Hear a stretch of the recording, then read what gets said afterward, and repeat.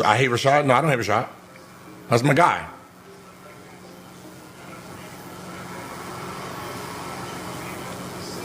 I'm not sure they like me anymore. I'm just, I don't know.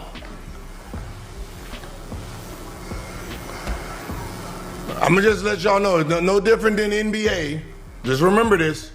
Chat, words are powerful. Just like in the NBA, when people start writing, the team is better without them, that player reads it, that player believes it, that player starts acting like it. You know, so if y'all saying the show is better without me, hey, and the producers them say, oh, hey, you know, fans, you know, they don't care if he's here or not. And hey.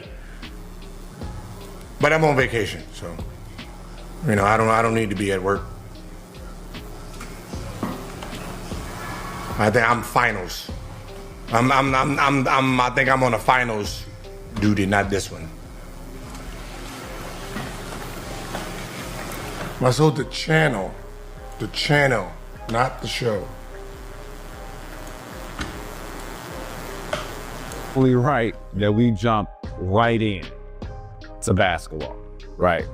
I want to talk about the Gilbert Arenas thing a little bit before we get to the basketball. I didn't know Gilbert Arenas got Pat Bev off his own show. I didn't know this. I was wondering why Brandon Jennings, his energy was getting a little different. He was tweeting a lot more. He was speaking a lot more. I didn't know they Pat Bev Gilbert Arenas off his show. I didn't know they move like that. I see, and no one knows why. Y'all gotta give me a reason why, Gilbert Arenas. And then I was wondering why Brandon Jennings was like, yeah, our show is the #1 show out. I'm like, our show? Like, what the is he delusional? That Gilbert Arenas.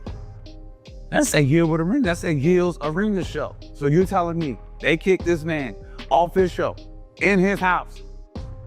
Come on, man. Come on, Gil. Gil, you gotta give me something, Gil. You gotta tell me the truth, man. You gotta tell me the truth, Gil. Gil, you gotta tell me the truth, man. Cause I was just getting messages from Rashad McCann on how you don't like working with y'all, and all of a sudden, you off the show, Gil? Come on, man. Give me something, Gil. Give me something, man. Give me something, man. We'll be a hell of a duo, I'll tell you that. We'll be a hell of a duo, Gil. Then kick Gilbert Arenas off his show, man. But how does that work, right? A company or brand uses, you know, his likeliness, right? My likeliness when it comes to, you know, the Pat Bev show. You get everything out of it. And then the people around can reap the benefits, help boost them.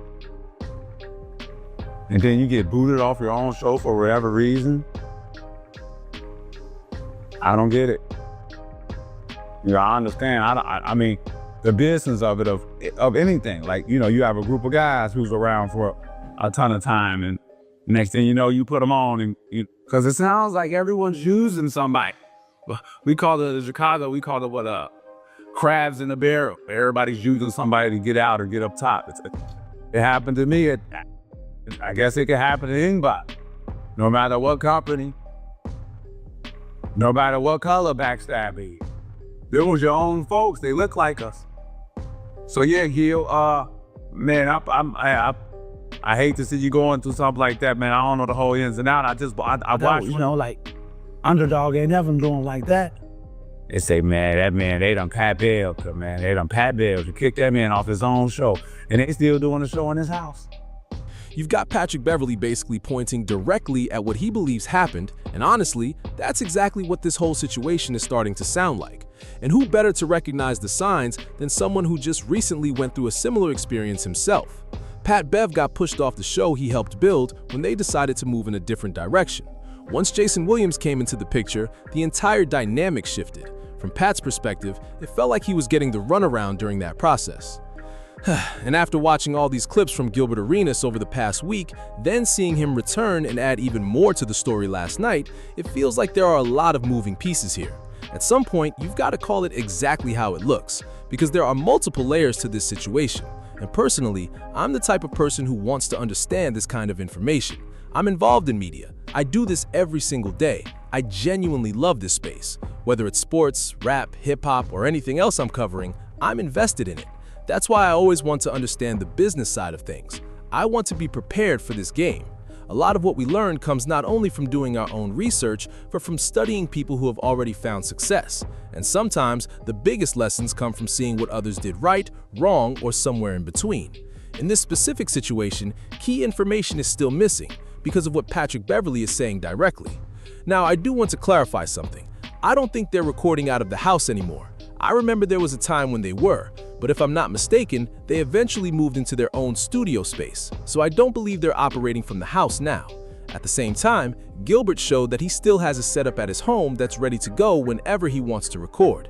He mentioned that he no longer has control over the main channel associated with the show, but he still has his own Gil's Arena YouTube channel, and that's true. The interesting part is that the show is still being called Gil's Arena over there as well. But Gilbert also revealed something that caught a lot of attention. He mentioned that Rashad McCants had told him certain things about working with people over there, and that immediately brought people back to those earlier clips that sparked all the speculation. Now listen, I can't confirm any of that because I'm not on the inside, but I definitely want to know what's really happening behind the scenes. Because Gilbert made it clear when he said he doesn't hate Rashad McCants and that Rashad is still his guy. Then other comments led people to read between the lines. He basically suggested that he wasn't sure everybody felt the same way about him, and that statement can be interpreted in many different ways. Some people think that it could be aimed more toward Underdog and the people handling the contract negotiations, especially when you consider how everything unfolded as his deal came to an end. Gilbert even compared it to being on a team that decides it wants to go in a different direction, and he felt like the production side didn't really step up for him when it mattered most. That's very similar to what Patrick Beverley was talking about. Pat's point was that when he was going through his own situation, he felt like people weren't speaking up for him despite everything he had contributed, and eventually the company moved forward without him. We already know Gilbert Arenas has been dealing with his legal situation recently, but hold up. It definitely feels like there's something else happening behind the scenes that we still don't have the full picture on. Now, on top of all that, Patrick Beverley has also been going back and forth a little with Brandon Jennings and Rashad McCants over this whole situation. And that's exactly what he was referring to when those comments started getting exchanged. One side was basically saying they were the #1 show and acting like they were running everything. Then the response came back like, hold up, y'all are under Underdog while we're under Barstool. The point they were making was that both situations are pretty similar. So why downplay the role they're playing over there when Underdog is the one cutting the checks? At that point, it became one of those fair enough moments. But now Skip Bayless is part of the equation too. And from their perspective, it's like, bro, I'm sitting next to Skip Bayless now. They're talking football on the platform as well these days, and Skip is covering that while still weighing in on basketball. Which naturally leads people to ask one question. Where exactly does Gilbert fit into all of this now? And honestly, this is just my read on the situation, so that I could be wrong. If I am wrong, I'll gladly come back and correct it, because I'm not trying to put words in Gilbert Arenas' mouth. We already know that contract discussions and business matters are involved, so it wouldn't be surprising if he's choosing his words carefully right now. At the same time, Gilbert is absolutely capable of rebuilding on his own Gil's Arena YouTube channel. There's already an audience waiting for him there. But listen to this, when you're the one who built the brand, that hits differently. That audience followed you. You were the face of the platform. You were the voice driving the conversations. You were the centerpiece people associated with the show. Most viewers looked at it as Gilbert's show from the very beginning. So seeing him potentially moved aside or not brought back while others fill those spots naturally raises questions. Gilbert has said he and Skip Bayless are cool. In fact, he's mentioned that he was one of the people who wanted Skip involved. But even with that being true, the way everything has unfolded still looks strange from the outside. We've got to be honest about that. At the end of the day, time will tell what really happened. Contracts get negotiated, new personalities come in, and we've watched stories like this play out over and over again in the media. Let me know what you think about it, because right now, this has all the capital C's. Controversy, chaos, confusion, conflict, and confrontation. And that's exactly why everybody is talking about it. Now we wait and see if there's another twist coming in this situation.